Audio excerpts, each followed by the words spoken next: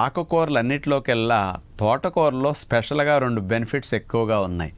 మొట్టమొదటిది ఐరన్ బాగా ఎక్కువ ఉంటుంది. మన శరీరానికి ఒక రోజుకి ఐరన్ 28 మిల్లీగ్రాములు 30 మిల్లీగ్రాములు సరిపోతుంది.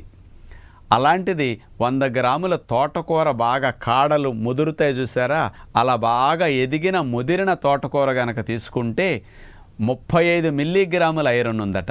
అదే లేతగా 5-10 రోజుల నాడు పీక్కొస్తే తక్కువ 4 మిల్లీగ్రాములు 5 మిల్లీగ్రాములే ఉంటుంది. అందుకని ముదురు తోటకూర కాడల పులుసులకు వాడుకుంటాం కదా, అలాంటి కాడలకున్న ముదురాకును వండుకోండి, ఇట్లా ఐరన్ బాగా వస్తుంది.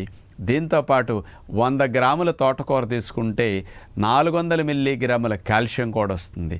ఈ 2 నెంబర్ 1 నెంబర్ 2 బెనిఫిట్స్ లాగా తోటకూరలో ఉన్నాయి కాబట్టి అన్ని ఆకుకూరల కంటే తోటకూరను బాగా వాడితే మంచిది.